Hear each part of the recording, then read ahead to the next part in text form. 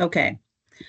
We're gonna talk about changing land use guidance in the comprehensive plan for the Discovery Square and Lincoln Park amendments. So before we go on, it's important to understand what the plan is and how we use it. Let's watch this 3-minute video about the county's comprehensive plan.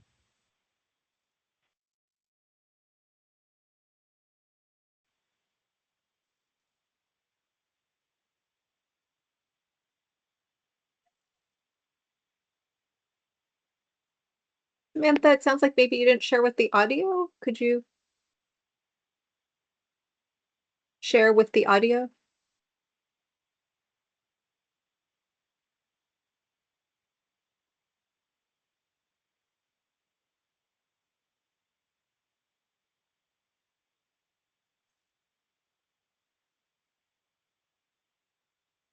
You still can't hear it? No.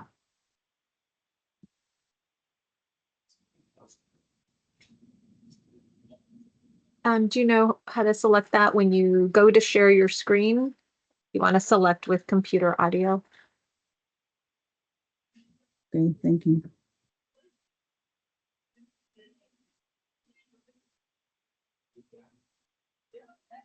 Oh boy. Okay.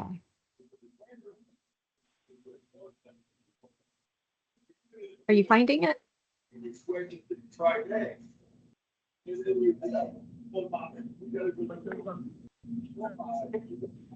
Yes. Better than expected earnings, but because of the uncertainty around Trump's tariff.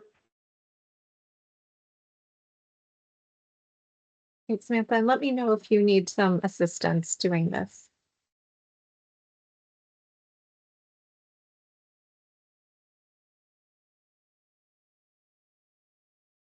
So under video. When you go to share your screen, before you select what you're sharing, share with computer audio. Now you can also text me the link and I can share my screen. Okay, hold on. Folks. I'm gonna stop sharing and try again. Yes. Yeah, thank you. Thank you in the chat. Yes, we've all been there. I know. Thank you for your patience. Sounds like we're still getting people in.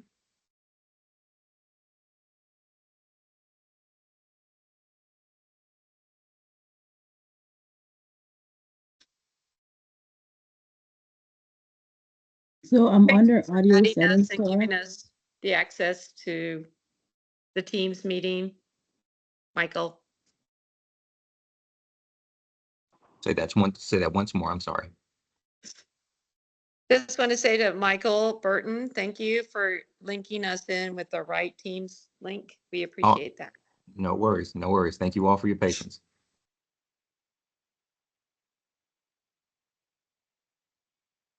So Clara,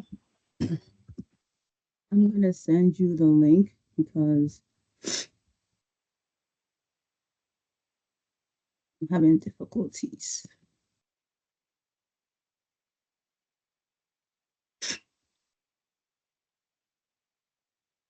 Well, it is a lovely 3-minute video. I'm not sure it's going to be worth all the wait, but we hope it's a succinct. Where are you sending it? To my email or to that our Teams chat? Yes. Okay, I don't have it.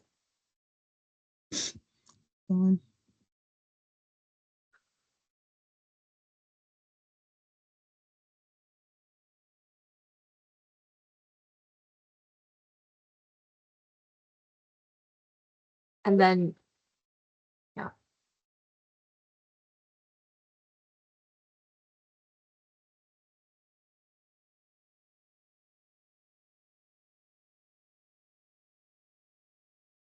Let me know when to expect it. And honestly, if there's any trouble at this point, I could just talk about the comprehensive plan. I think that would be best. That would be great, Clara. Okay. All right, everybody. You're just going to hear it live then. I'll just begin by saying, since we're talking about comprehensive plan amendments, the comprehensive plan is the overarching guide. It's the guide for land use for the public, for planning staff, planning commissioners, and the board. And it's guidance about long-term planning. And so we have a framework, and Samantha will have a map of what's called and if you could bring up the concept for future development, Samantha, that might be helpful. You can bring up your presentation. It talks Can you about, see? no, not yet. The comprehensive plan gives guidance about what types of development are appropriate where. And so where is housing appropriate? Where is, or employment uses appropriate? Like office, industrial uses, like that at that level. And the comprehensive plan gives guidance about how much development, what density of, and Samantha will say more about this, what density of housing, what intensity of building. And so what she's showing here is a map of, this shows many of our mixed use centers in the county. About, I don't know, about 10% of the county is in a mixed use center, and they're different kinds. The most urban center we have in Fairfax County is the Tyson's Urban Center, shown in black with those 4 M's for metro stations. We have suburban centers. Those are historically employment corridors, employment areas of commerce and employment along major transportation corridors. Closer in to the eastern part of the county, you'll see, you know, the smaller community business centers. These were historically they served the population early in Fairfax County's history, like Annandale, Seven Corners, Bailey's Crossroads. And then more recently, we have in Fairfax County history, we have transit station areas. So you can see the Silver Line heading out to the airport and some of our other metro stations. On every detail in the case, every murder trial redo. Okay, so if you can mute yourself, we'll keep going. What you can see circled in the green is the Dulles Suburban Center. And that's what we're talking about, an area that's on kind of in the middle and on the, also at the same time, the edge of the Dulles Suburban Center. And Samantha, I know you have a presentation to go from this slide forward, but Yes. That's what we're talking about tonight, is the possibility of amending the plan for this area, the long-term plan. Right now, all these areas are planned for something in the future, something that isn't built there now in some cases, and we're talking about changing that. All right, go ahead, Samantha. Okay, thank you. And again, thank you, everyone. We appreciate your patience.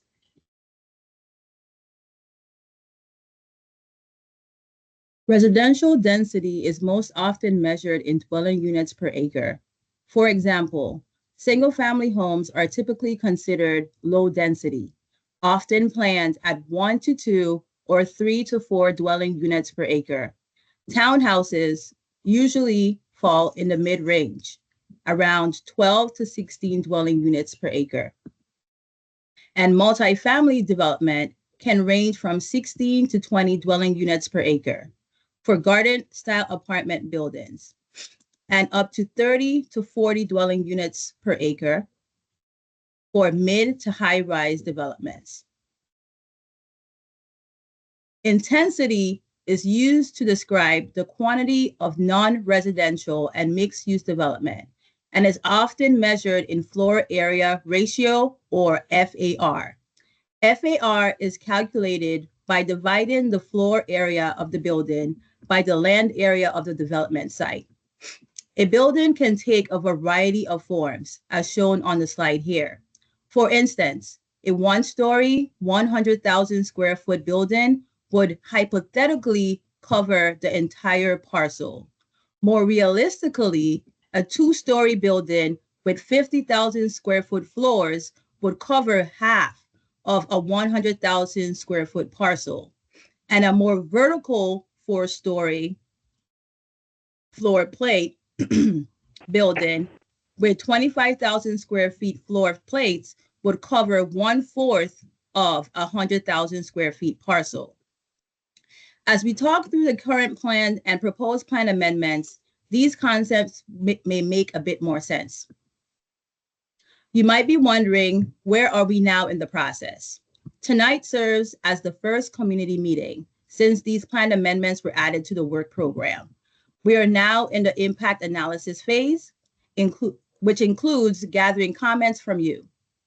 During this time, we've been also gathering comments from other agencies, and in the next coming months, staff will work on writing staff recommendations. Once the staff recommendations are drafted, these planned amendments will go through a public hearing process before the Planning Commission and Board of Supervisors. I'd like to take a moment here to open the floor now for any questions about the process that we've covered so far before we start discussing the plan amendments. If anyone would like to ask a question about the process, you can turn on your mic. I have a question. It's not quite about the process. I want to know, are you going to tell us what, for the site we're talking about now, are you going to be telling us what the current plan is, and then how is that proposed to be changed? Yes, we are. We just wanted to take a moment real quick to talk about the process before we get into that. We will talk all about that tonight. Thank you. What Anyone is the else? usual time frame from impact analysis, our first meeting right now, to the adoption? Yeah, Sarah? I can take that question. Okay. There isn't a typical, I would say when everything goes easily, a plan amendment doesn't have difficult, I would say, issues to resolve, that this could be a 6 to 9 month process. But many plan amendments might take longer than that as we're working through any challenges that come up with the proposed change. So some plan amendments take longer than 6 to 9 months. Thank you. Sure. Any more questions about the Don't see process? any. Yeah, I think let's get to what the people came to hear about. Yep. Okay. Okay. The Lincoln Park study area, shown here in orange, consists of 5 parcels and is developed with 4 office buildings on 26.87 acres and is located between the intersection of EDS Drive and Air and Space Museum Parkway to the west and the intersection of McLaren Road and Centerville Road to the east. The Discovery Square plan amendment, shown here in red, is an 8-acre site located at the intersection of Wall Road and Centerville Road to the south, and serves as the last undeveloped land of the Discovery Square development site, shown here in blue. The 2 study areas are surrounded by a private school to the north, a data center and a Sully Community Center to the west, and industrial offices, which include a mini storage facility and a large industrial office complex to the south of Wall Road. Single-family residential homes are located directly east of Discovery Square, and directly east of Lincoln Park is a commercial shopping center, McLaren Square. Now we're going to look at how the 2 plan amendments are planned and zoned and what was approved, starting with Discovery Square. The Discovery Square parcel is zoned PRM, planned residential mixed use, and has predominantly PRM zoning to the north as part of the Discovery Square development, I-5 zoning to the west and south, and residential zoning to the east. The base plan for this area also recommends high-quality campus-style office uses up to a maximum of 1.0 FAR to be compatible with existing development. The plan guidance for this area also includes 2 options for residential mixed use up to 0.8 FAR with specific conditions. The proposed Discovery Square Plan amendment considers adding the potential for up to 108 multifamily residential units and 39,200 square feet of retail at an intensity of up to 0.8 FAR. In terms of staff considerations for Discovery Square, there are some key findings and feedback received from various agencies we consulted with. The original Discovery Square plan was envisioned as a site, as a location, for community services and amenities, specifically for the larger 67-acre site. By incorporating more vertical density on this parcel, such as developing multifamily residential buildings with a 0.8 FAR and integrated structural parking, such as a parking garage, the design allows for increased open space.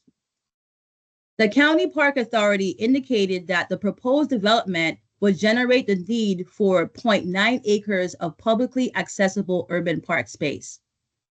Parks also recommended continuing the alignment of the on-site urban parks and open space network along the interior streets right here, specifically Atlantis Street and extension of Jaeger Drive to the south. Fairfax County Department of Transportation also recommends improving the bicycle and pedestrian network, specifically on the surrounding streets. The proposed plan is estimated to generate fewer trips compared to the current adopted plan, which planned for office use and retail. Regarding schools, the comprehensive plan acknowledges the need to address school capacity issues in the area. The Fairfax County Public Schools adopted capital improvement program includes potential solutions to address current and future school capacity shortfalls, with plans for 2 new schools, Western High School and Silverline Elementary, to address overcrowding. This presents opportunities for additional planning guidance and establish expectations for developers to offer innovative solutions related to school contributions. Stormwater management planners have identified the need for upgraded stormwater management facilities in the Lincoln Park and the Discovery Square Plan Amendment areas. Now, let's look at how the Lincoln Park Plan Amendment areas are planned and zoned and what was approved. The Lincoln Park parcels are zoned. I'm sorry. Do we have a moment to talk about the last one before we move to Lincoln Park? So Provide what we're gonna feedback?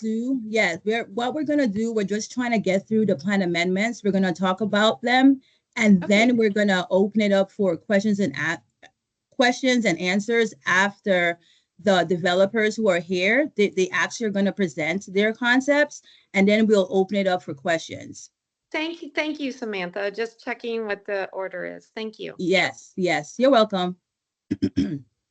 The Lincoln Park parcel are zoned I-5, General Industrial District, and has predominantly I-5 zoning to the north and PRM, Planned Residential Mixed-Use Zoning, to the south.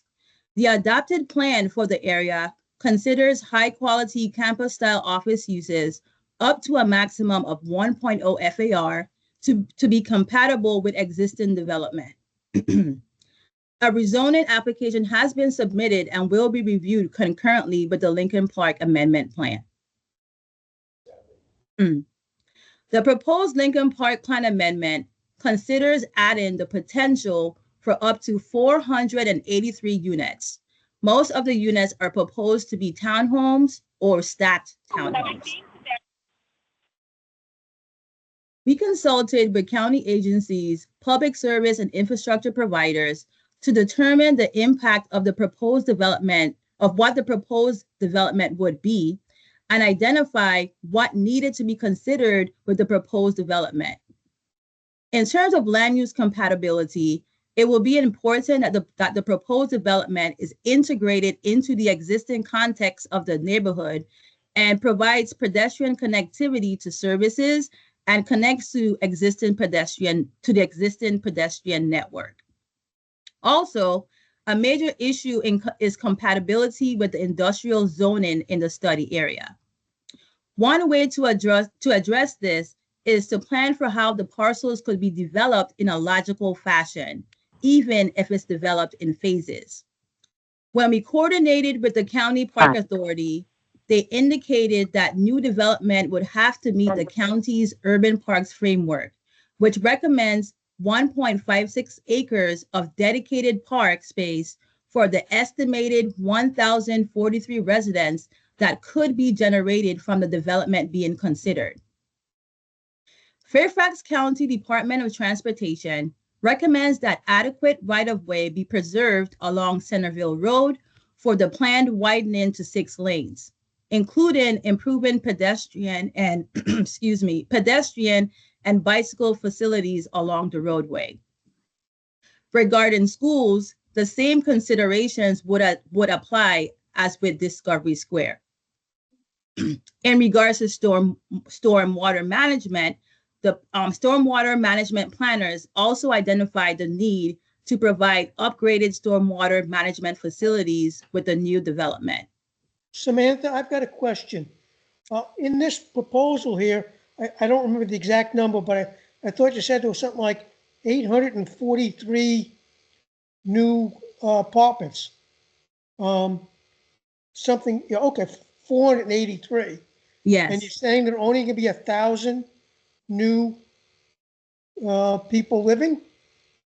This is so we consulted with Fairfax County on Department of Transportation, and that's the estimated number that they came up with.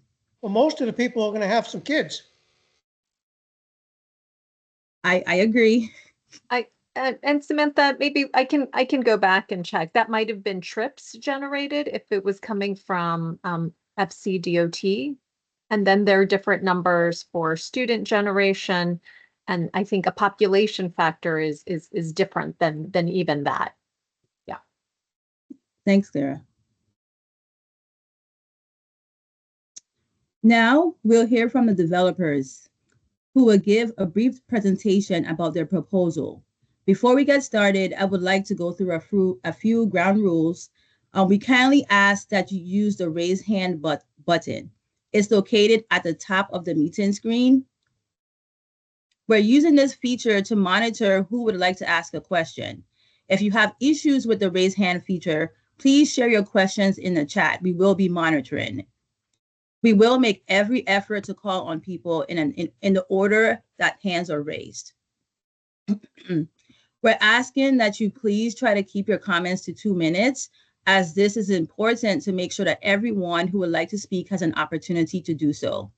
In addition, you also have the option to email staff directly at samantha.archibald@fairfaxcounty.gov if you would like to share your questions or if you have comments later or you did not have an opportunity to do so tonight. So now we'll turn it over to the Discovery Square the Discovery Square developers to hear their proposal. Would you allow me to share my screen if I'm going to run the presentation? Yes. Or if you have my presentation, that's fine. You can put it up.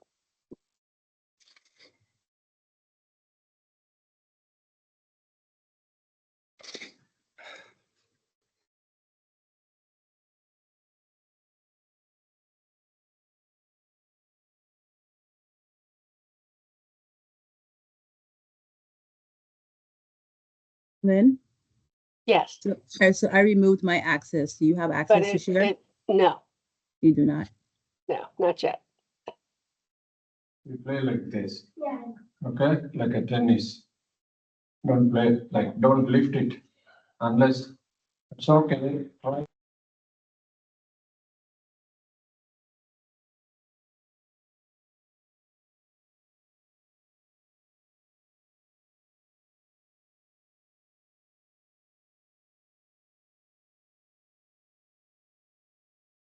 Lynn, I just tried making you a presenter, see if you have Oh, access now. I think that just worked. Yep, that worked.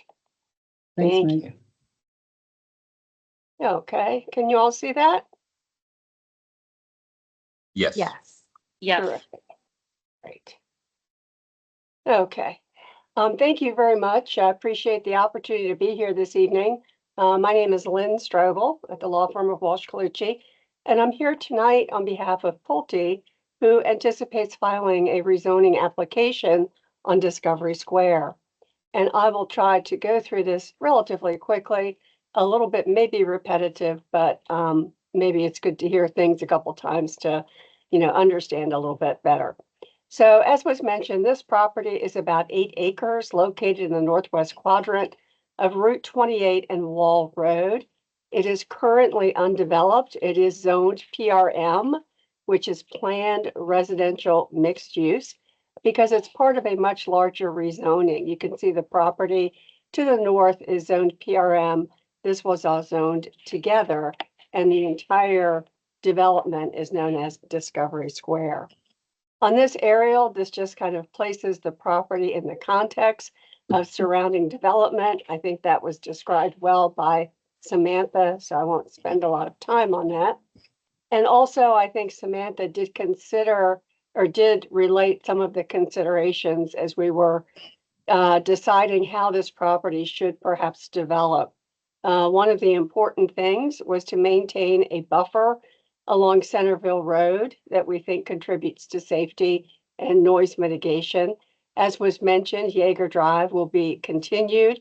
It's important to make sure that we have a good streetscape in the community and pedestrian environment, including sidewalks and landscaping, the incorporation of open space and amenities, sufficient parking so that there's enough parking for desired retail uses like restaurants, but not over parking. It's always kind of hard to strike that balance, and to create a use mix that kind of works well together. This was an initial concept plan that was prepared for this site, and this had just all townhouse development with some live work units and retail, but didn't really have that much open space. And it seemed that this could be a better project if perhaps it could go more vertical and create more open space and a better plan to integrate the uses. So we began some discussions with Fairfax County, and after several iterations came up with this plan. So working with staff, we think we created a better balance of uses. You still see retail, and we do have a pretty robust amount of retail on this site. And the residential that's being proposed are multifamily buildings. We anticipate that these will be for sale units. There are 108 multifamily units proposed in those 3 buildings in blue. 92 would be market units and 16 would be workforce units. If you're familiar with Fairfax County requirements, they do look for some component of affordable housing. These units will be primarily 2-bedroom. There's secure garage parking. And the important thing is that Pulte has had a lot of experience with these units, and really their target market is individuals who are probably 55 and older. About 85% of their buyers fall within this category. Most of them are empty nesters, people who have lived in Fairfax County, who no longer want to maintain a single family detached home, but would like to have, maintenance taken care of, to be able to walk out of a unit, lock the door, and be able to travel or to go to a second home. About 20% of their buyers typically do have a second home. So it's a highly amenitized product that we think would be a nice addition to the overall concept of Discovery Square. I think too that there's a much better balance with the retail and the open space. They're larger areas of continuous open space that can be used by the community that lives here, but also people from the area. So I've got just a few renderings that I'm going to walk through, and then we'll be able to open it up for questions. This is some of the anticipated retail. And what I'm hoping you'll notice here is that there is the incorporation of open space, outdoor seating, making this a very pleasant retail environment. We also, as I mentioned, we intend to serve, this retail will serve the residents of Discovery Square, but also the surrounding area. So we anticipate, some nice retail uses, including restaurants, that would be a part of this community. Also incorporating plazas and gathering areas and, again, making it really a mix of uses. And these are some renderings of the proposed residential buildings. They are residential units on top of a parking garage. That garage will have EV charging stations, bicycle racks. The nice thing about these units is that the landscaping that you see and all of the exterior of the building, that will be all maintained by the association. So as I mentioned, it's a real opportunity for someone who lives here to be able to leave and go away for an extended period of time and not have to worry about the unit. As most of these residents are anticipated to be 55 and over, they have not seen a lot of school children that live in this type of community. Not to say that there wouldn't be, but it's just not something that is typical of their buyers. And this is just another view, kind of a nighttime view of the building. You can see that there are quality materials that are being used and, we think really going to add a nice presence here at the corner of Wall Road and 28 and contribute to the overall development that's known as Discovery Square. We have not yet filed a rezoning application. We would have to go through an amendment to that zoning to allow for these uses. So we haven't started that process yet, but we hope that we will soon and that will kind of process and catch up to the plan amendment that has been authorized by the board for these uses. So with that, I will stop sharing and appreciate your attention. Thank you. Lynn, as people find the raise hand feature, there was a question about whether these would be condos. We do anticipate it will be condominium development, yes.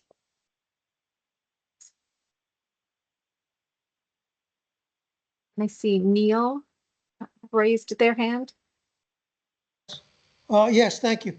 I was wondering the pictures that you showed, from my recollection of the previous time that you made a presentation, not you specifically, but the developers made a presentation, had the same retail pictures, let's say, put it that way. Has anything changed? I think you actually have more retail now than you proposed previously. And I just wanted to know who really are the people you currently have, let's say some high regard that they'll probably join in building there. So, and we do have more retail on this plan than the prior plan. So there is more retail. And yes, there's some of the same images that have been used previously. And I think that in both scenarios, there was a real desire to get, high quality restaurants and retailers. I think it is too early to be able to say who exactly will be here. I mean, it's kind of a long period of time before the property will be ready for occupancy. But I do know that they've talked to top quality restaurants and retailers in the area. And I know that there's some representatives on the line from Pulte and others, if anybody wants to add to that. This is Brad Klein. And several of the homeowners have been over to my project in Gaithersburg where we have the same type Firebirds, and we've talked to them, and Ford's Fish Shack. So the interest is there. Until we actually get approved, it's an interest, but it's still a strong interest. It's a great location, and it'll do extremely well with restaurants.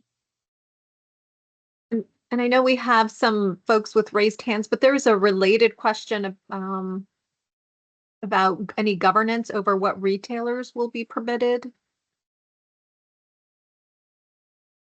And that's a question in the sure chat. And you I'm know, not sure I know what that well, means. the comment Um, goes on, we want upper end retail and restaurants. Yeah. I So do think we, that's, and there'll be this is- restrictions for oh. that, yeah. yeah, that's the intent. We have, I'm sorry, this is Christine Flanagan. I was the one who had asked that question about some kind of governance of some kind of, we don't want this to, we want, as high end as we can possibly get. I live about 20 yards from the proposed development. So I would, I want to make sure that it's not, 7-Elevens and Starbucks, that we want to have a good plan with some, more exclusive retail and or restaurants. got it. Thank you. We have Thank Patty you. Dunn. Thank you so much for allowing me to speak. You were talking about a buffer on Centerville Road. All I can tell you is we need a buffer on Wall Road. It is wild, wild west out there. People that are not paying attention in this community to taking a right-hand turn, they just do it. And I run these crosswalks on a regular basis. It's scary out there. So first off, that's what I want to make sure you're also considering as you build. There's going to be a buffer on Wall Road as much as Centerville Road. And then the second thing for me is I live in Discovery Square. I actually have I'm in a townhouse. I have a children's park next to me. I don't see enough open space for kids or dogs in a safe environment. And even coming into my neighborhood, kids are running all over the place, riding around their bikes. And I just want to make sure every person that moves in, you got to consider every 4 people are going to have a dog. So they need to do something. They need to take a walk, they need to get out, and they need to do stuff. So thank you for listening to me. I just want to say, let's take care of Wall Road. It's when you add more traffic, there's a lot of traffic already. It's going to be crazy out there. Let's put a buffer there and make sure we have a place for kids to walk safely between townhouses and open spaces. Thank you. Thank you. And then Christine Flanagan, I'm not sure if you had another comment or question. You have your hand raised. No, oh, I'm sorry. I should have put my hand down. Nope. No, I was the one who had asked the question Yes. about some kind of governance over Yes. what retail and restaurants would be in there. So, so no, you've answered my question. Thank you very much. Okay. Well, No, for now, I might have for another now. one later. And that's great too. Tim Keating, you're next with your hand raised. Hi, this is Tim. Can you guys hear me? Yes. Good. So I'm the president of the Discovery Square Residential Owners Association. So been very much looking forward to having this call. Appreciate you guys for making the time to do this for everyone. I can tell you that, from polling the neighborhood and listening to everyone that lives here, heard from many people. I know that because of this retail portion that is going to be added to that lot there, that being the proposed plan, we're very much in favor of the proposed plan with the buildings, with the additional residents because of that retail. We've been wanting that for 8 years, right? So everybody is very much in favor of that. Also just wanted to ask what might be done for additional crosswalks on Aaron Space due to the additional traffic and residents. Particularly, I think there should be one going from the community center over to Atlantis across Aaron Space, and perhaps extending Neil Armstrong crosswalk at Neil Armstrong and Aaron Space. Thank you. Right. And I think we've identified that community space and the park is something that we want to make sure that people who live in this community now or any new residents have safe access to, walking access to. Yeah, currently you have to hop the median on Aaron Space to make that cross, and it's just it's already high traffic. Yeah. So with people with pedestrian traffic enjoying the community center, which is great, and in the park. So just want to know what might be done there. And then as far as amenities, I know definitely folks are in favor of a dog park being added somewhere. If anyone's listening, that would be a welcome addition. There are a lot of dogs in the neighborhood, and a place for them to run and everybody to kind of congregate with that would be awesome. And personally, I would love you guys added a pickleball court, but I know that's a dirty word. So, all right, with that, I'm done.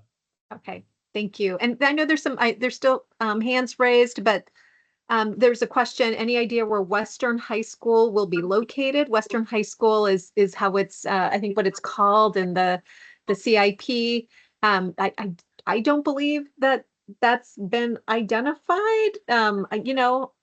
If you email Samantha, I can ask that school specifically. Somebody said, is there an expected price point for these units? And then I'll also ask on the affordable housing. I think had indicated in the chat that ADU ordinance and workforce housing policies would, as applicable, would need to be addressed for both of these cases. So Lynn, I don't know if you had a chance, if you wanted to answer Sure. about So I'll affordable start, housing.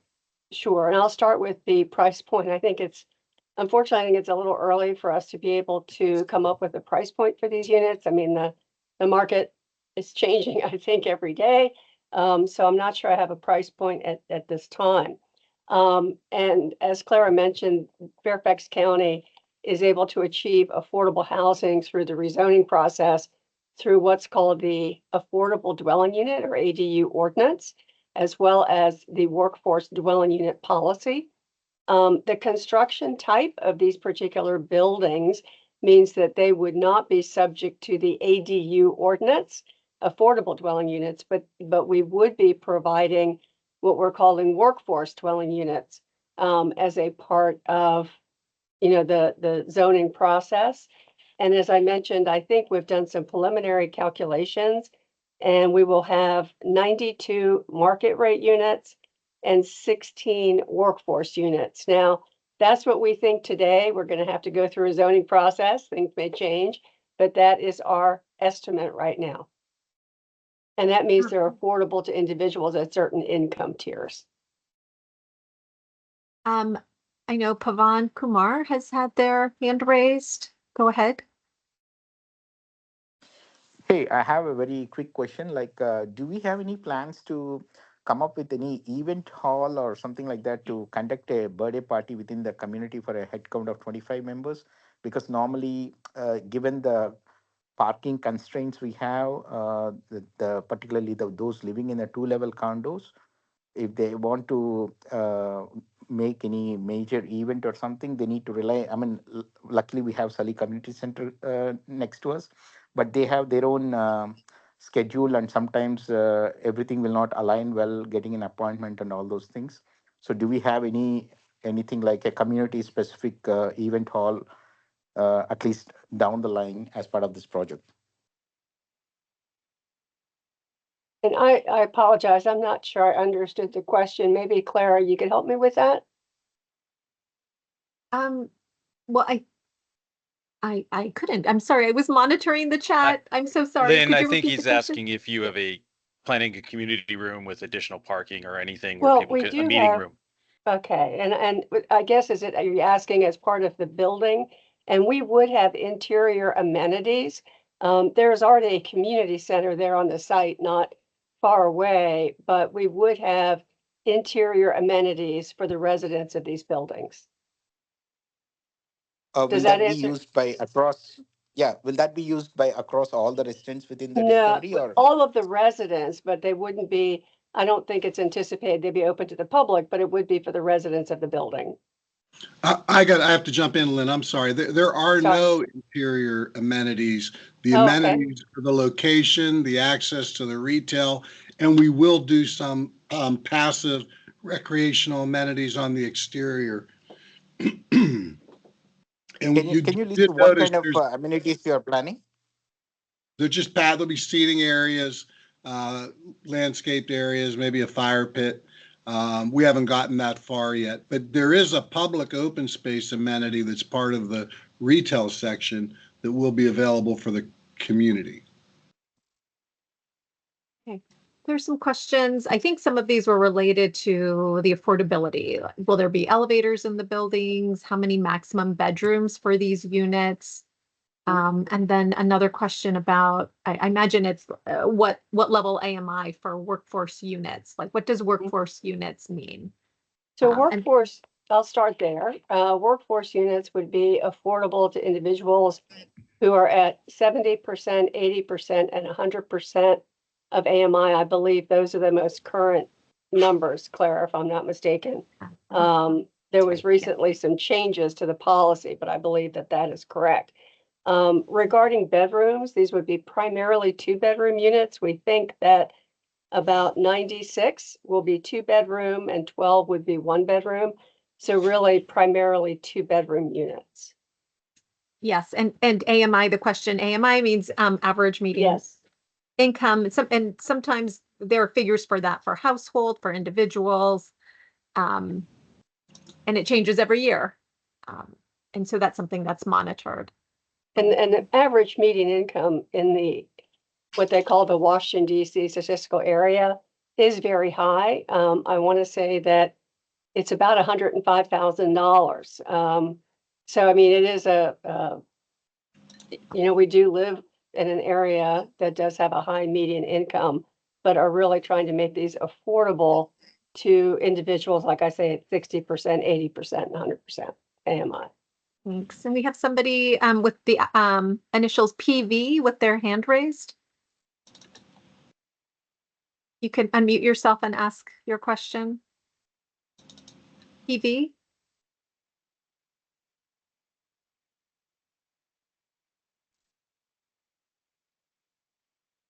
Hey, is this for Pawan? Well, yeah, go ahead. Yes, Hey, please, my, that's you. my Yeah. question is, so now you have added more number of units to the existing discovery community, and you're telling like more schools are coming up, the Fairfax County is planning. But some of the residents bought their homes assuming like they're mapped to some Carson Middle School or some Flores Elementary. So is these mappings are going to change because of this overcrowding of homes and the kids eventually? Yeah, I don't, I think that has probably less to do with this development growth over time. I'll start at the beginning. Right now, there are capacity deficits for the middle school in the area, is what schools has indicated. And for the high school and the elementary school, I mean, they're just right, I would say below capacity, just and so what there is to do is to understand how any students generated from this development could how meeting any school capacity needs could be met. And so what Samantha shared is that there are existing plans for additional schools in the area. And I think we need to understand where those would be, or how this how any development here would be able to Yeah, contribute to that. what I Yeah. understand based on my past experience, if a specific area is overly crowded in a particular area, now you're tagging few more houses to the discovery community. So if this community is overcrowded and concentrated, some of the best schools will just try to avoid this entire community, given the overcrowd in this part, and we might be tagged to some lightweight schools. So this is what I have seen in other places. So are we heading in that line? That's my question. I'd like to jump in. I don't, historically, we've done a lot of these condominium buildings in around Fairfax County, Montgomery County. And we are targeting 55 and older for this product. And 85% of our buyers, at least 85% of our buyers are 55 and older with no children. we have never had a school issue. We don't take credit for that in the numbers, but I'm just telling you anecdotally, we are attractive. Our product, our homes are 1,566 square feet on average, and they are attractive to downsizers, people that want to age in place. Some people have a second home. And that's just been our target market and who our buyers are. Yeah, and actually, and I should have, I think I was answering the question because I'm thinking of both developments, and I know we're in a few minutes, we'll transition to hear the other presentation and keep the conversation going. For this specific Discovery Square development, our school staff indicated that the range was somewhere between 12 to, I think it was something like 23 students would be generated, depending on the unit type. Across the 3 schools. So this particular development for Discovery Square that's not going to make a difference as for like, it's not going to require the need for an additional school. However, I know later this evening we'll be talking about the possibility of other housing on the north side of Discovery Square, and that's a larger unit count. And we can talk about that then as well. Okay, let me see. I know Pavan Kumar has a hand raised. I'm not sure if that's. Yeah, I think I'm done. Okay, it okay, looks got like it, I got took it. someone else's turn. Yeah. Yeah. Did anybody else want to ask a question? We can keep the conversation going after hearing the other. Let's see. I see. What is the consideration? Dulles Airport approach corridor, has that been accounted for? And I know this. I don't believe this is in that noise contour, this Correct. particular area. Those are kind of north-south in this area and doesn't get into this area. Let's see. I have my hand Can I raised. ask a question? Oh, I'm sorry. I'm on a phone line, so I don't have a way to raise Oh, my sure. hand. Go ahead. Actually, if quick. the speaker, and then I believe I heard another voice, somebody saying they had their hand raised. But Yeah, go this ahead. is Neil. Yeah, so my mom lives across this proposed development in Discovery Square Apartments, and she faces the green field right in front of her. We were curious to know, how tall is this building going to be, and what is the impact of the light coming into the current building, and also of enough open spaces. I wanted to reiterate that there are a lot of kids and dogs in this community, and it seems like there's not enough space already for them. So adding more construction and more people and traffic and such, have all of that been taken into consideration for this plan? Well, as we go through the zoning process, we will definitely work with a traffic engineer and, do whatever studies are needed to make sure that we account for the traffic associated with the development. For height, David, I think these are 50 feet. Is that correct? And David, you're muted if you're trying to speak. Thank you, Lynn. I was Yeah. trying to. I figured. Yeah, these are 50? Is that right? 5 buildings, so it's about 50 feet. Yeah. There's a podium, parking garage, and then 4 stories of residential above it. And then there was a It'll be about gentleman the who's same height as the Discovery Square building currently here?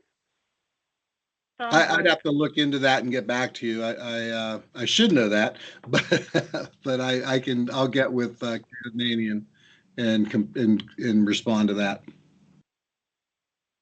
Okay, great. And just a quick comment that if you could please share your presentation, because some of us couldn't get onto Teams, so we're just listening to your presentation. Okay. Thank you. Okay, yep, and we'll post it on the plan amendment webpage. And I know we'll put it in the chat, and that may not be available to you. You may not be seeing the chat.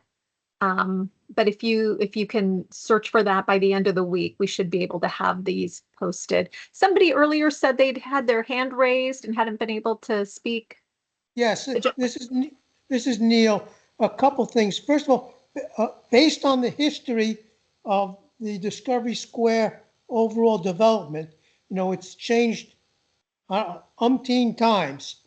So my first request would be, if this was to be approved, that the retail be started before the housing.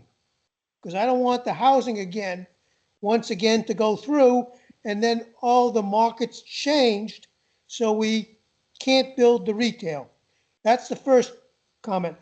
The second thing is, if it gets approved, and I know this, I'm just asking for a crystal ball. Are we talking about construction to start 6 months, a year, 5 years from now, or whatever? And the last item is there any potential that he could limit the development to only 55 and plus, rather than to wind up that way, maybe?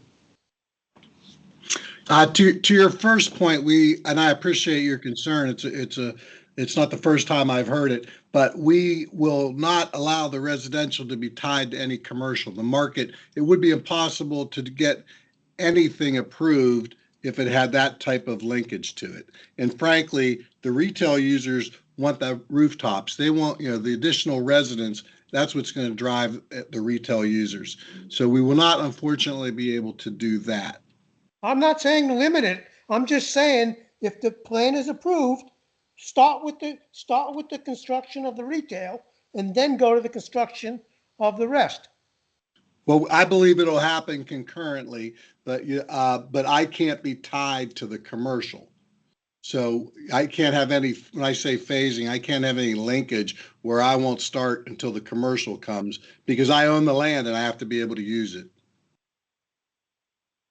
Well, you'd be using it if the retail is being Well, built. and I think that, I think what I'm hearing from David is that just wouldn't be feasible. So maybe instead of kind of debating that, I think the next question was, when would you start construction? Excuse me. When would you start construction if this is approved? Now, I know that you would have to go through a site plan process. That takes time. So when would you anticipate constructing? After we have our approvals, we'll probably be doing land development for 6 months. And then these buildings usually take 10 to 11 months to build. So I don't have the schedule in front of me, Lynn, but I think that probably puts us into 2028 before the buildings are ready to be occupied. Yeah, I was going to say probably start construction in 27 and complete it in 28. Yeah. This is Neil's wife, Bonnie. The reason that I'm asking about the 55 plus is that I would fall into that category.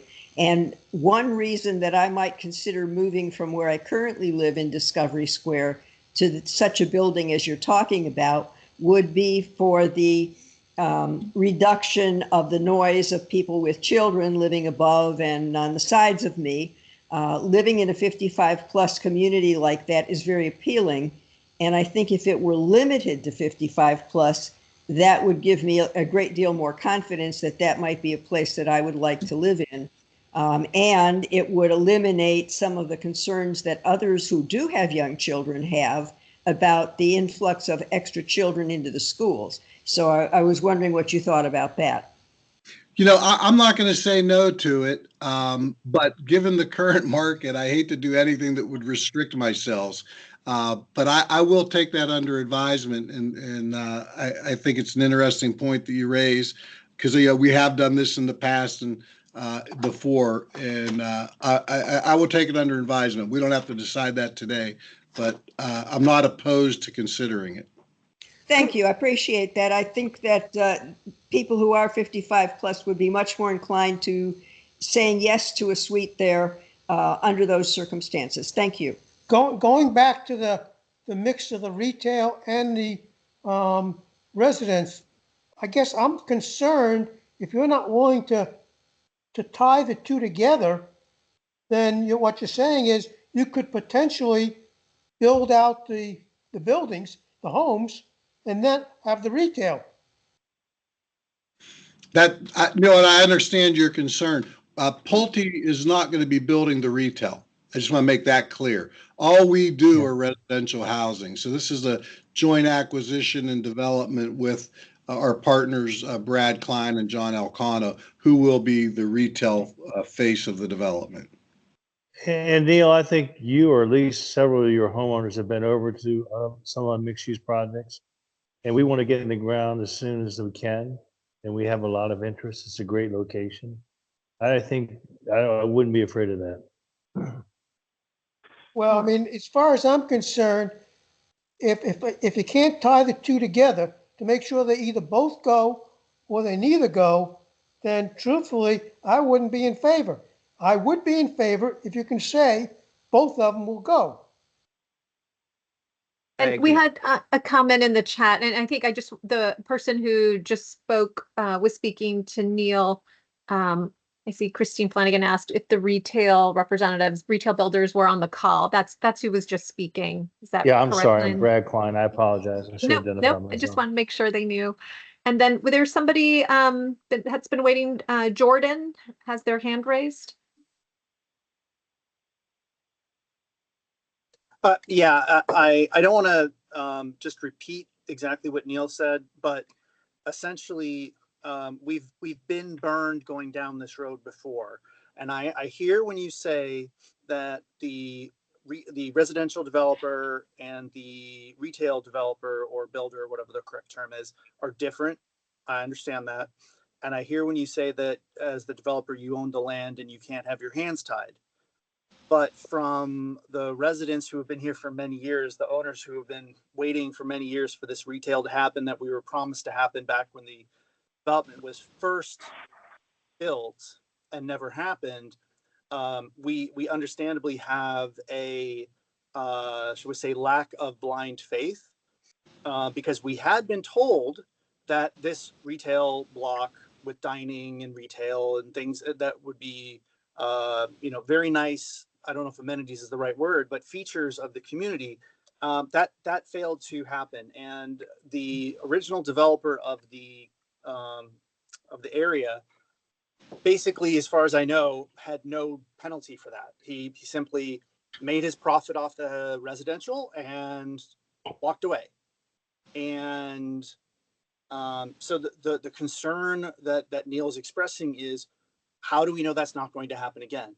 And he was asking you for like specific guarantees that you're saying you can't make, but what we haven't heard is what's going to stop that exact thing from happening again. That you build the residential houses, and then you say, oh well, I wasn't going to build the retail in the first place, so you got to talk to them. And then they say, well, market conditions changed, and you still built your residential, and they have not built their retail because market conditions didn't merit it. And then we are just further down the same path, and no one's ever going to build retail. And we've, fooled me once, twice kind of a thing. That's what we want to avoid. But I appreciate that. And there's no guarantees in life, but I can tell you we are jointly developing it together. And I am in the business of building, not buying land and not doing anything with it. And Brad is also he's built several of these. So when we start putting development in the ground, you can, anything could happen, but I know we're going to start building, and I'm sure Brad's going to start building as soon as we can get pad sites to them. And what may be different than, I can't be responsible for the past sins of other developers, but what I can assure you of is that there won't be a bait and switch. The infrastructure will be approved, it'll be developed, and we will be moving forward. I agree. And Lynn, maybe you can help me, or maybe Dave. Wasn't this originally a plan for office building? And maybe the office building over retail is what caused the problem, because office buildings, as we know, had a problem. But retail pads like this or restaurants, really not a problem. Okay, and so I know we need to get to the other presentation, and we will be around even if we reach 9 o'clock, if there are people that still want to make comments and ask questions. I want to make sure we have time. One final question. One final question, if it's not already covered. So what is the percentage of land that you're going to split for residential purpose and whatever the new homes you're planning to construct? Like it's a 60% residential and 40% commercial, or how it goes? 50-50? What is the percentage of land usage? I don't know the exact percentage of land uses. Because we were told it's a commercial complex is coming next to Discovery Square.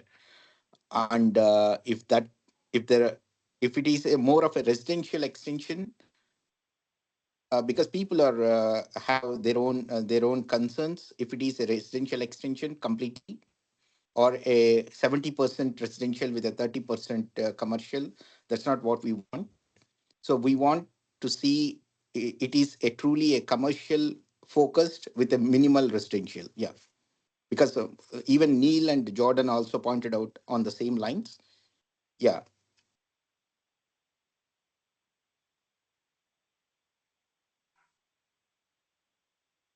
Okay. I'm not sure if anybody had an additional comment for that, but I did, I wanted to take the last hand, Daniel Vogelst, if I'm pronouncing that correctly. You've been patiently waiting. Let's have that be the last question before we hear the next presentation, and we can keep talking about the issues about growth. I just want to make sure since, sorry, go ahead. I don't know if I missed if you brought this up, but what changed that it's changing again for the umpteenth time?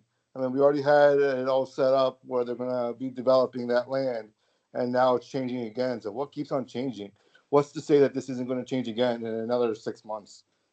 Yeah, well, I think there hasn't been any change in the plan for, I think it's been 8 to 10 years, people were noting. I know there have been a lot of concepts that have been shared, but nothing that's successfully made it through the process. Does that answer the question? It was approved for office and retail is the current approval. There's, as I said earlier, there's no guarantees, but the office market is much more susceptible to change than the residential market.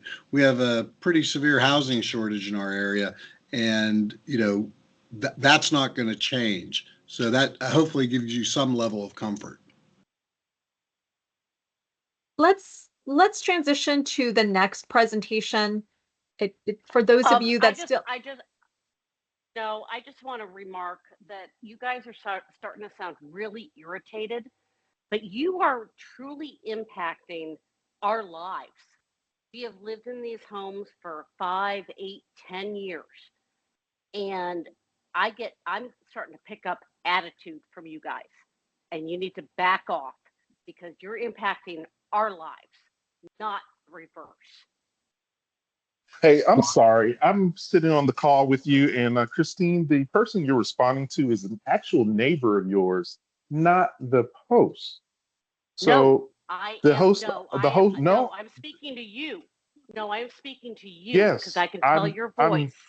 Okay, hang yes, on. It sounds because like I'm trying to hear the rest of the call. Hang on. We can't get to the rest of the call because none of us are going forward. I think some of the comments are directed to some people in the verbal conversation while there's a conversation happening in the chat, and so that may be part of the confusion. But God, the point of this meeting is staff is here, representatives from your elected official are here. Right. We do want to hear your questions, your comments. There's no elected officials. This is going down 20 yards in front of my house. I have a voice in this. So when I get this attitude that you're going to get it, we don't have time to, determine whether or not we're going to have the right retail or the right, occupancy. You know what? This is so important to everybody on this call. So don't dismiss us. That's all I'm asking. And I know it's late and I know you're tired, but this is so important to everybody. So don't tell us to back off because this is our property. This is our day-to-day lives, and this is important to us. Okay. I don't think we've ever taken any attitude. We're very respectful and understanding of the comments, and I apologize if you think anybody on the development team for this job. I haven't heard that. So maybe if you're hearing I it, did. I did. Okay. So back it off.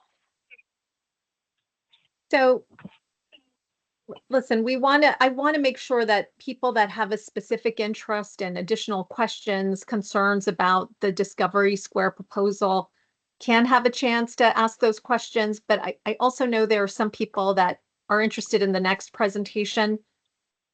So I'm going to ask for the developer of the next presentation so that we can include that in the conversation.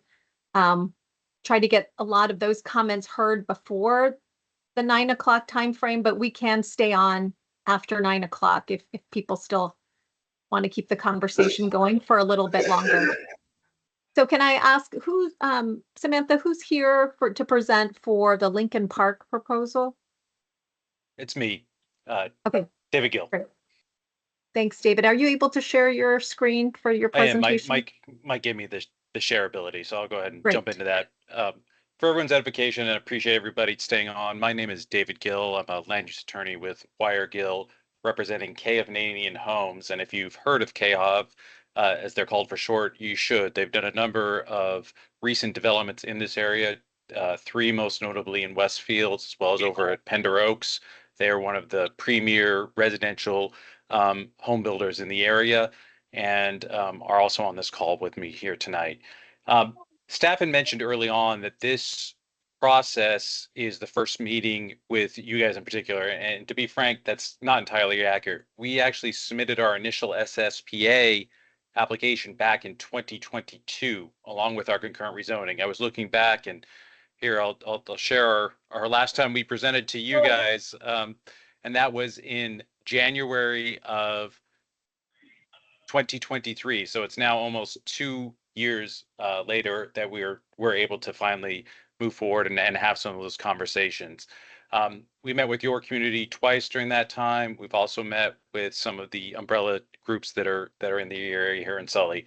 And I will also say that we are eager to be part of the community and to work with the community. That's always been KHAV's goal. They build community. They even built the condos in Discovery Square directly across from our particular application.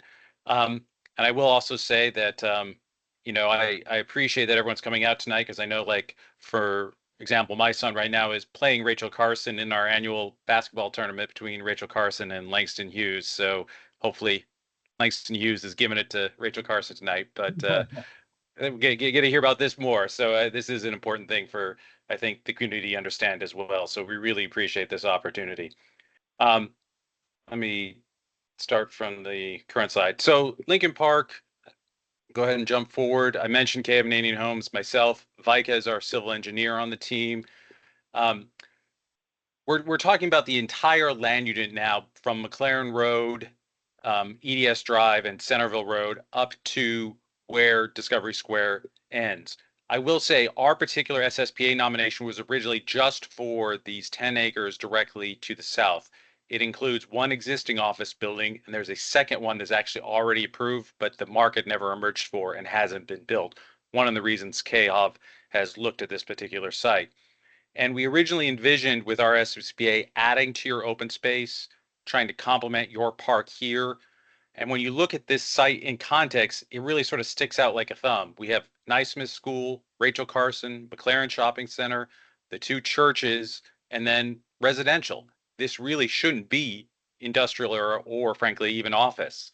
And I will say, under the existing zoning, theoretically, a data center could be approved here as well. I think that was one of the concerns staff had when we were just on our one parcel, that they wanted to take a look at all three buildings at once. And we said, that makes sense to us to look at that plan now, so that the plan is in place to discourage any industrial or data center uses in the future, and really focus on making this a livable, walkable neighborhood that provides that open space that we've heard this community wants to see happen, and provides the amenities that we think we can help improve on.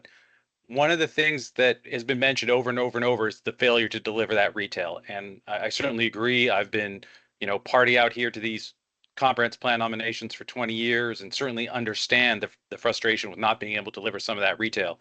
And frankly, you even see it over at McLaren Square.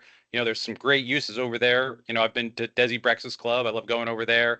But even the food line has struggled to get enough headcount over there to help that retail be successful. And one of the best ways we can help drive the success of the retail is to help get more, frankly, affluent, higher end rooftops to help shop and service those uses. And we think we can do it in the right way and still be part of the community. I mentioned before the site that I talked about was this one. We've also gone under contract with this particular parcel so that we can ensure that this existing office building will also either be an office building or residential in the future, and that's it. It will never be a data center or storage or any of those other type of quasi-industrial uses that you might see. We also really like the opportunity with Naismith School, with Rachel Carson, to really make this a nice pedestrian connection up to that. And we're really looking at trying to build a park here on this corner to really improve that. So that would be hopefully where we could put some of the things you guys have mentioned wanting to see. Your dog park, maybe an additional meeting room up there. I would also note too that we've opened up our lot here for overflow parking for your community when there's been issues for like repaving and stuff. We said, you know, come park on our lots, and we would continue to do that throughout the construction process as that moved forward. Unlike the other property, we actually have filed a concurrent rezoning. And the reason we did that is we wanted to provide the tool so that what you guys see as a community is what you get. And that is what locks us in to the promises that we make here. It's not just the comprehensive plan language, which is what Claire is looking at, but it's also the specific details of the contributions to the school to ensure the traffic signals are adjusted correctly, contributions for additional offsite field facilities, whether it's Sully Highlands or wherever that's directed, how our park space can be used and programmed in the future. Our goal would be the parks that we build would be open up to the community as a whole. And then who maintains that moving forward would be specifically spelled out in those proffers.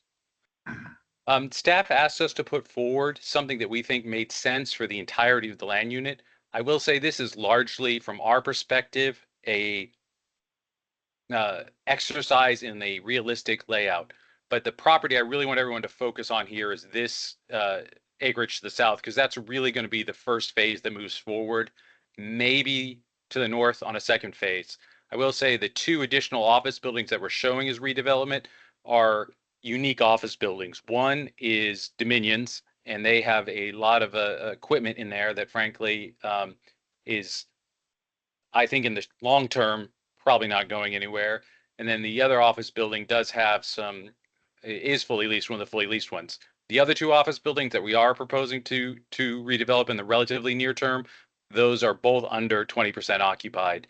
And at this point are almost better not to have a tenant in them. It almost costs more to have a tenant in them to have them completely vacant at this point, just to be really candid.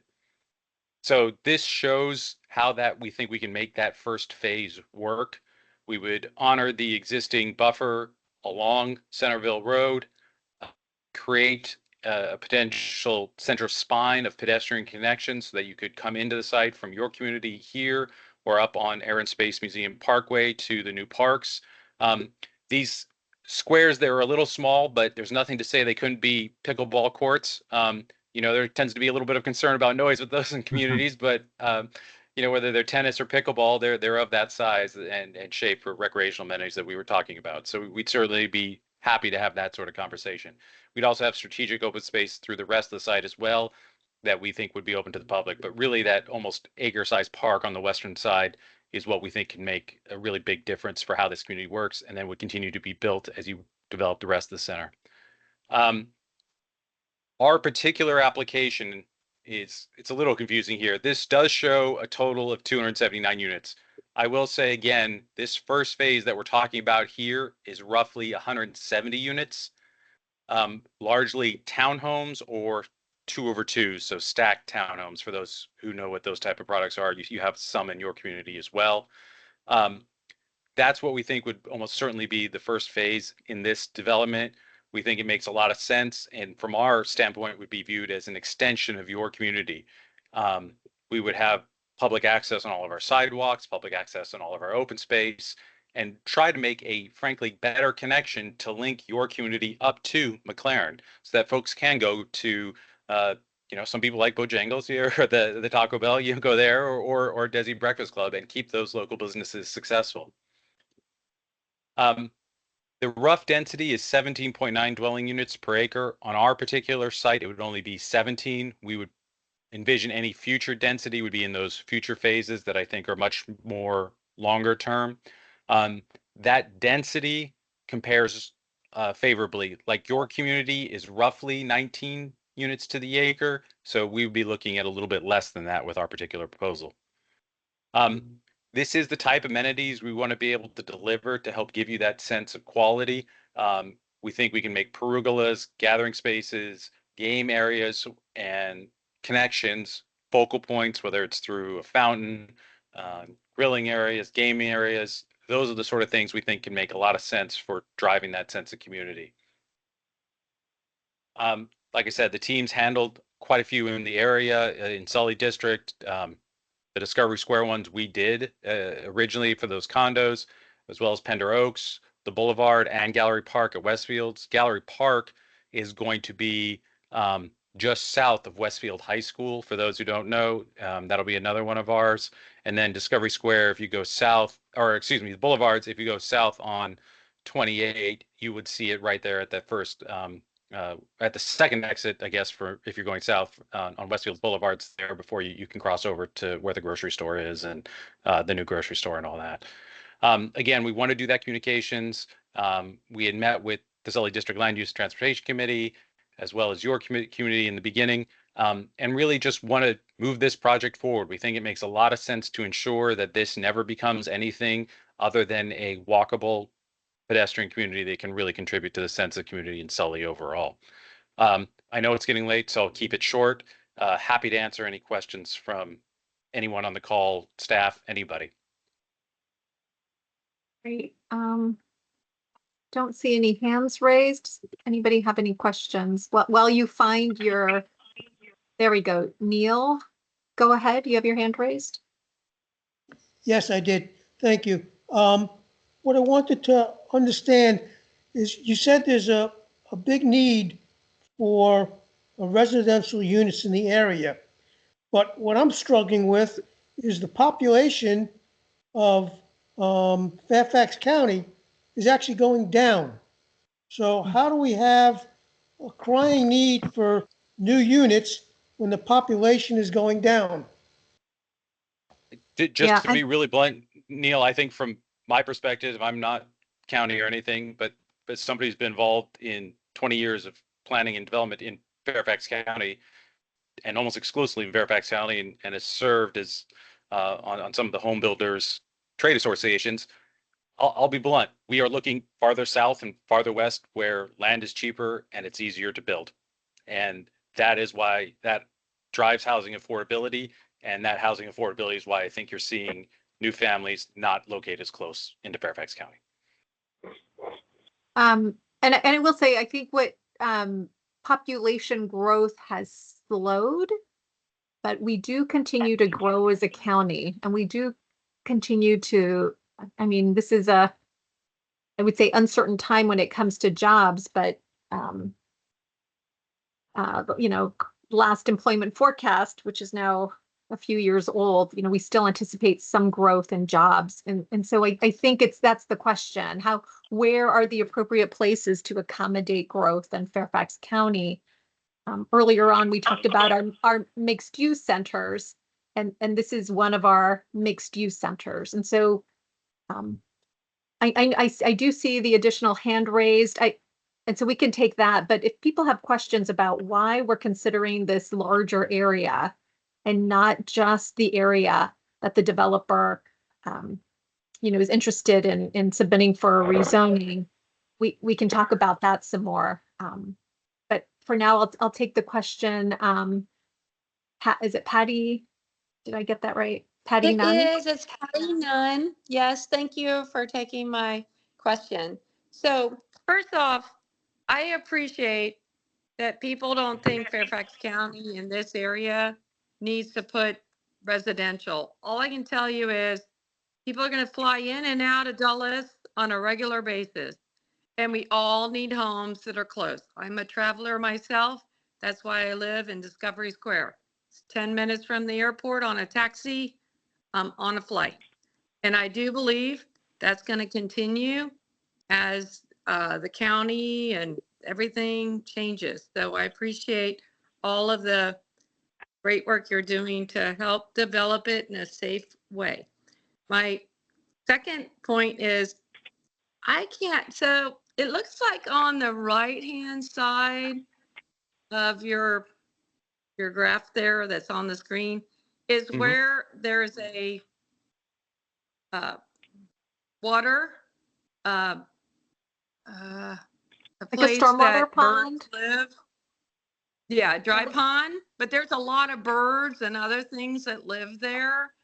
And my concern is worrying about them because the more you develop, the less we're going to have. The things that matter to us is listening to the birds, having trees, having grass, having a place to walk our dogs safely and clean up after them and all that other kind of stuff. But I think that little corner that's right next to Discovery Square is where there's a dry pond. And again, if you take that away, you take away a lot of beauty of our community. And I just bring it up, and that's my 2 minutes. I just wanted to bring it up. Thank you. Thank you So for that. Go ahead. appreciate that. I mean, there is this undeveloped section here is approved right now today for another office building. We could pull building permits tomorrow if all of a sudden we decided that was the case of how development needed the market proceeded. That what we are proposing is taking a significant chunk of that, especially where we see some of those existing trees at the corner of EDS and Air and Space Museum Parkway, and really making that the focal point of our park to help complement your park across the road. We'd obviously contribute to the necessary crosswalks to enhance that as well, whether it's here or further south towards Sully Huns Park or the community center. We think those pedestrian crosswalk connections are imperative to linking the communities, and it's something we'd want to see happen. So from our perspective, we want to keep the birds. We want to keep the places where dogs walking. That's what makes community. That's what makes people want to move here, and that's what we want to support. Thank you. Thank you so much. I see, is it Jane Surav has their hand raised? And I may not have pronounced that correctly. You have your hand raised. Is it Jane Surav?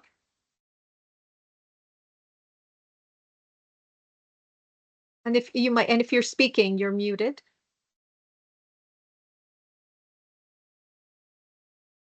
Sorry, I just realized I was muted, but. Okay. Yep. Yes, Go ahead. Go ahead. So in the drawing that you have right now, if you look at the perimeter of that blue marked area, so let's say the perimeter from Air and Space Museum Parkway towards the Centerville, where you have this Discovery Square written as well. So there are a bunch of houses that face the parking lot of the existing buildings there. And you have a lot of greens there. So in continuation with the question previously asked, will you be disturbing any of the greens there? Or I think I heard you saying that you'll be building a commercial building. How tall will it be? No, we're not building a commercial building, just to be clear on that. Again, we are proposing residential. This is the picture of what that would show. But today, by right, without any community input, we could build an office building right there over that location if there was market demand for it. It is not something we want to do. Obviously, it hasn't been done, but that is what the result would be. We think it's better to come into this process and work with the community on how best to potentially grow that open space. Under this scenario right here, this would be a programmed open space. So whether it's some, again, pickleball courts, dog walking areas that would be open to the community at large would be our goal as part of this process. And the amenities will be accessible to Discovery Square community as well?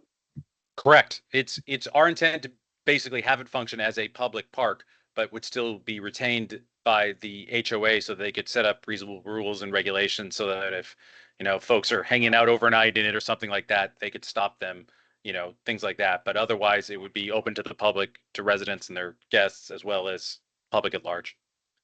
It just wouldn't necessarily be owned by Fairfax County Park Authority. That's okay. All right.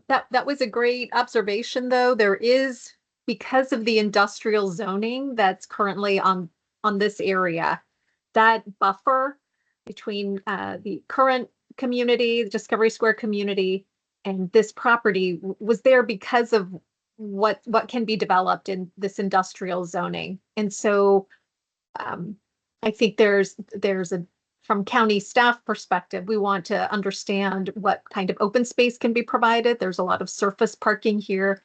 We want to see the addition of public park space, as was discussed, and then enough openness so that it does feel like it's part of the neighborhood, that you can walk through these spaces.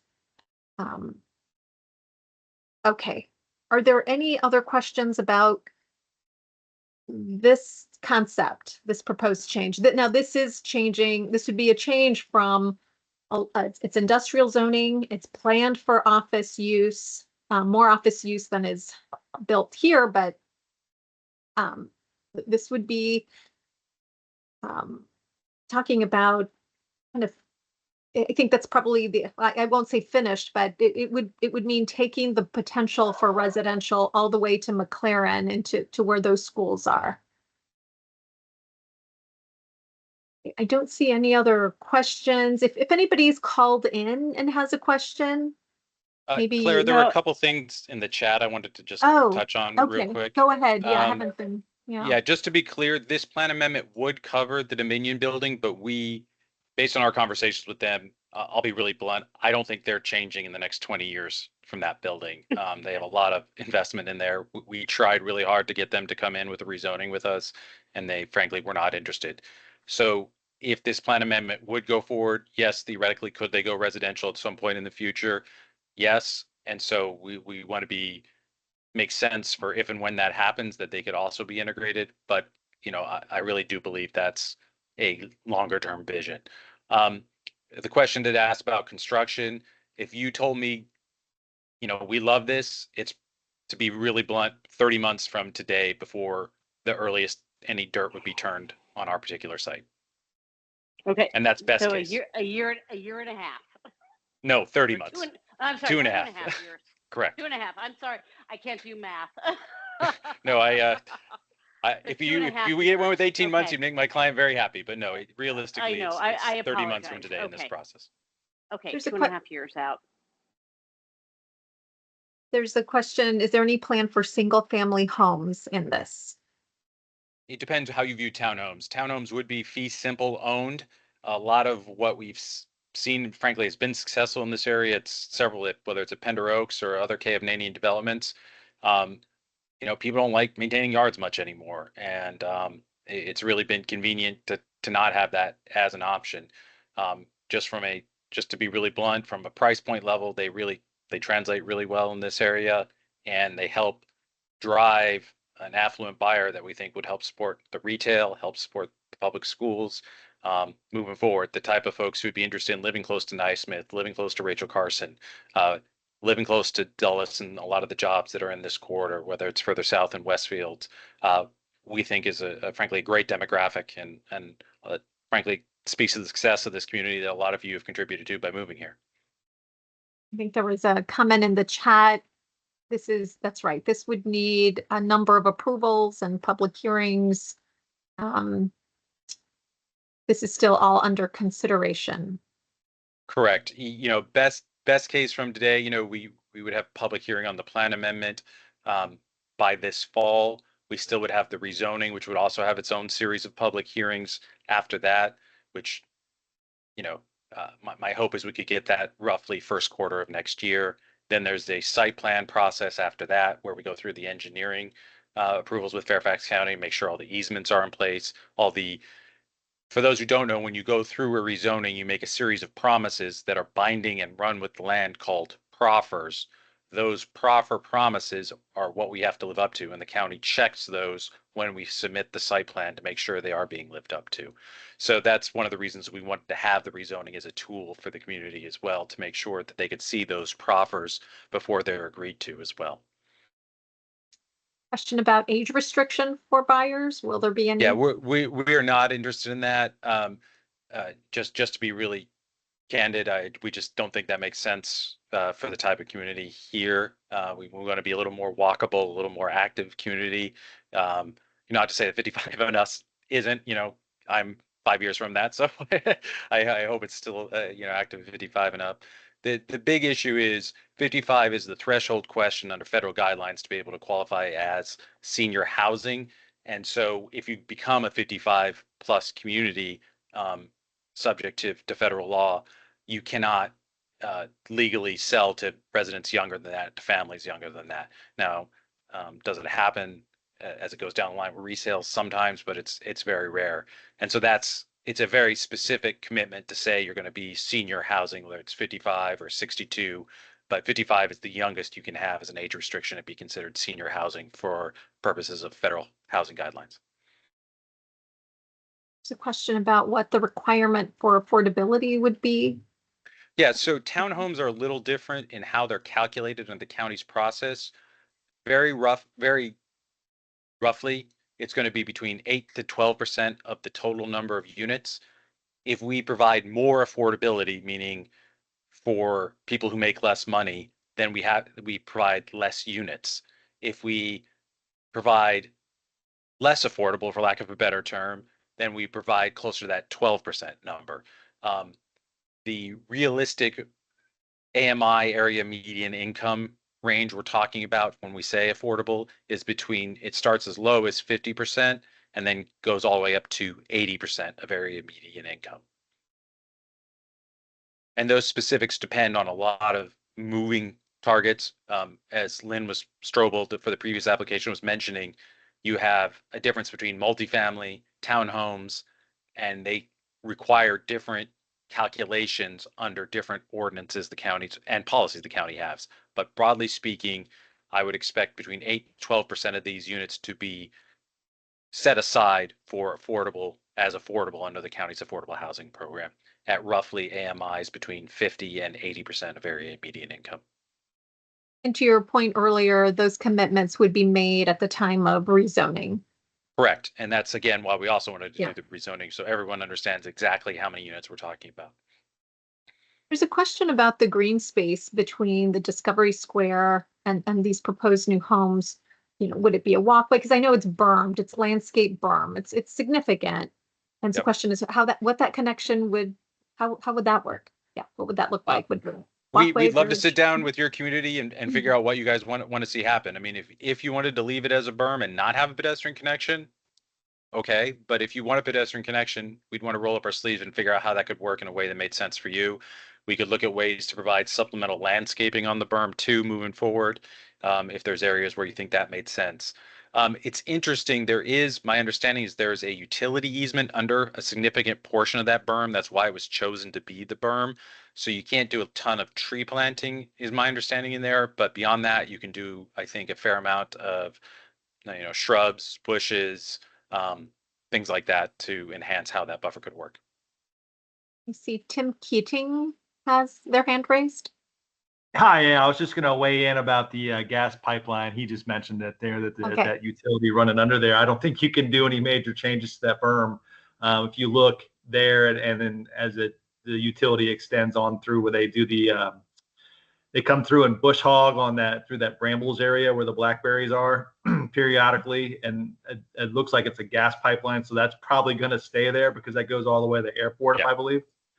Yeah, Tim, we weren't anticipating moving it. I think we could supplement it with grasses and shrubs, and then the type of walkway that they would accept, I don't know if it's paved or if it would have to be gravel or what your community would want to see. Those are the things we're certainly open to having that discussion about. Okay.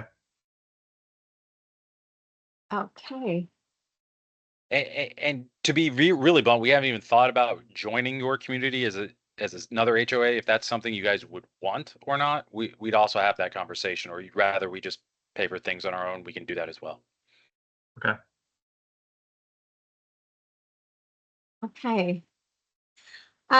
Samantha, maybe if you can put your email back in the chat just to make sure people have it. If you didn't get if you think of a question later, you still have, you want more answers to some of the questions that were asked. If you contact Samantha, she'll make sure we can get back to you. And she's your best source of information for the plan amendment process and the status of any of this. Samantha, are you still on the call? Just want to make sure. Okay, good. I'm adding my email to the chat right now. Perfect. Thank you for doing that. I know folks from representing both development, our proposals are still here. I'll go ahead and stop sharing. Okay, yep. Any questions of staff? I know we wanted to make sure we reserved a little bit of time at the end of the meeting to talk about other sources of information, some web pages, next steps. We can do that now, Samantha. Yes.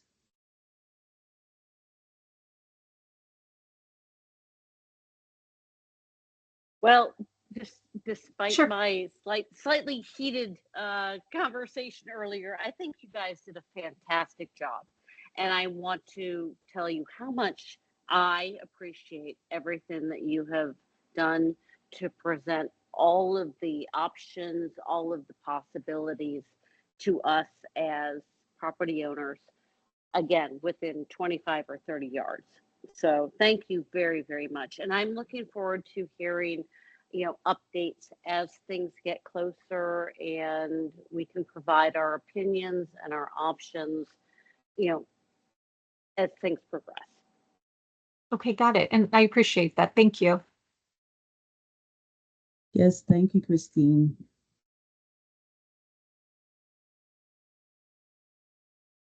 Okay, so in terms of next steps, after tonight's meeting, staff will be working through writing a staff recommendation to present before the Planning Commission and Board of Supervisors. Your input tonight, along with all the information we've gathered at the impact analysis, will help guide us in drafting our recommendation.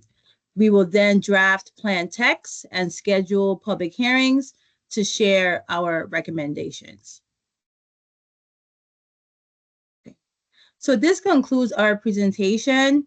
For those of you who are on the call who would like to get copies of the presentation, you can visit the website, the Comprehensive Plan Amendment website. There's 2 links on the screen, but there's also a QR code for each plan amendment as well on the slide. If you have a mobile phone and you're able to use it to pull up your camera to scan the QR codes, this is another way, an alternative way to visit the website to get more information about the planned amendments discussed tonight.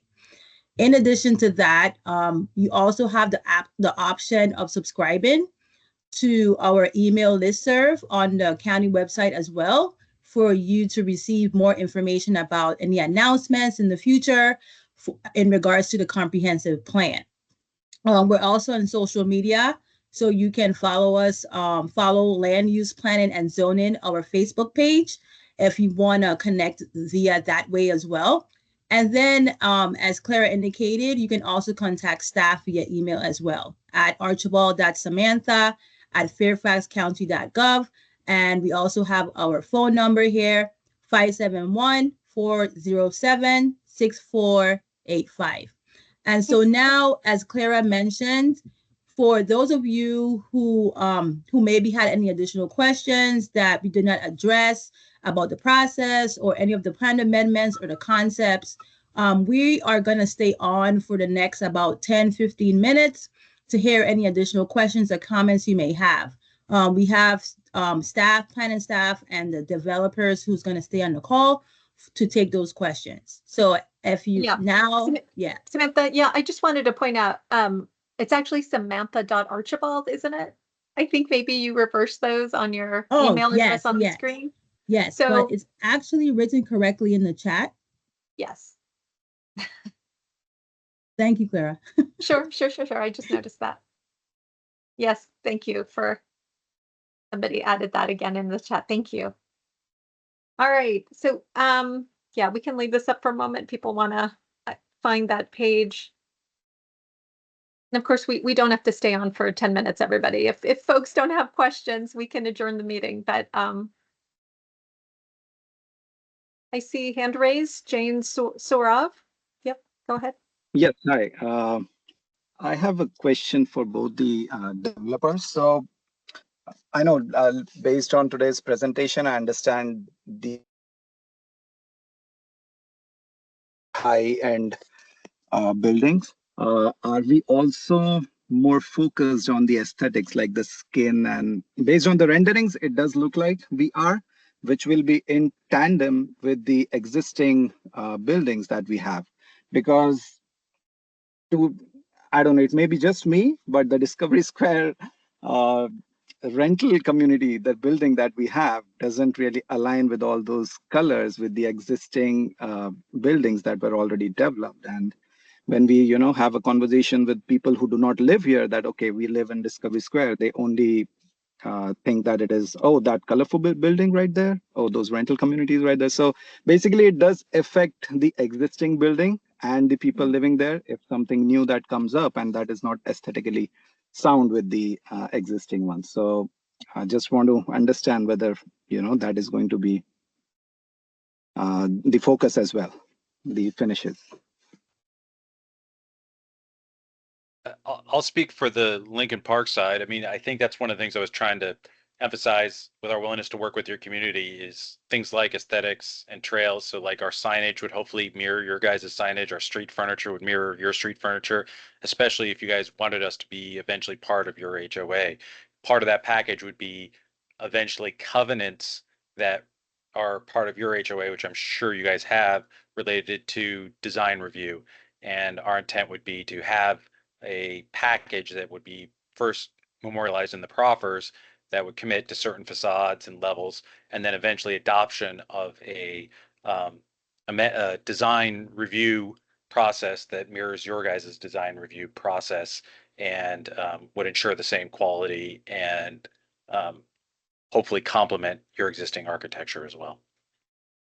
And I think I would just say about the same. I know that while we have not filed a rezoning yet, that is being worked on. It will be submitted, hopefully before too long. And we do intend to keep very close touch with the communities here. And as was mentioned, we will have proffers. And in those proffers, we typically do commit to quality type building materials. So that is definitely something we can work on with you as we go through that process. Right. Thank you. I see, Christine. No, wait. Yes. Hand raised. Yes. Hey, yes, hello. I'm the person nobody likes right now. But however, I do want to just bring up something. I am not a civil engineer, but one thing as we proceed, that traffic circle right there at Jaeger and Atlantis, we may want to revisit the traffic circle. I repeatedly see individuals who just go the wrong way on a traffic circle. They speed right through. I don't know what the right answer is, but maybe something to look at, maybe a four-way stop. I'm just thinking of the pedestrian traffic in that area. People come blowing through there at 40 miles an hour all the time. I know it's maybe premature for today's discussion, but I just want to get it captured for future reference. Thank you. Appreciate you noting that. And yeah, by the way, you guys did such a great job today. I really appreciate you guys holding this whole meeting. Thank you for that. And it's not too premature for a comment like that. So yeah, we got it. Thanks. Yeah, Neil? well, Oh, go ahead. no, Yes, I was just gonna say, I, as a I wanted resident to, of Jaeger Drive, I was like, yeah, nope, we gotta get that settled down. Okay, got it. Go ahead, I- Neil. Go yeah, ahead. I hate to belabor the point, but I just want to, once again, I want the county to consider some way of requiring the retail to be built either before or concurrent with the housing on the Discovery Square. Don't want to get stuck like we did the last time. I mean, this is eating away each and every time a proposal has come through. Only the residential has been built. And based on that history, I think the county owes it to us at Discovery Square to make sure that does not happen again. Yeah, got it, got it. And I know that that's a comment that's really carried through the years. Yep. So I'm hearing it. Got it. Thank you. Yep. Neil, I'm right there with you. This is Chris.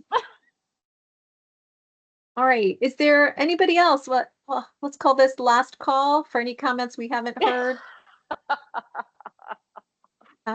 Last call. Okay. Okay, thank you guys for everything you've done. I know it wasn't terribly pleasant at times, and I take ownership of that, but it's important to everybody on those streets, and we Yeah. appreciate you taking the time. Yeah, we're grateful for everybody that turned out. Thanks for coming to listen, share your questions, share your comments and concerns.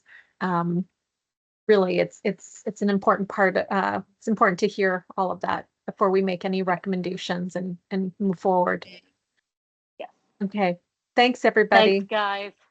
Thank Take you. care. Bye-bye. Have a Thank good you night, for being everyone. here. Thank you.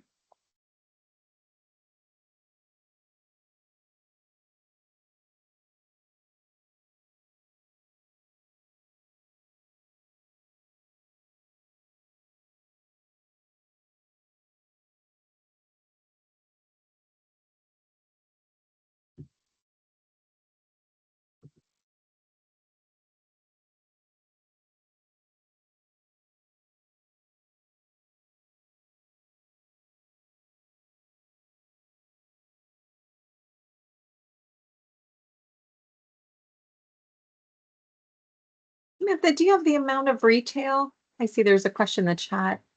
The square footage for the maximum amount of retail considered. Yes.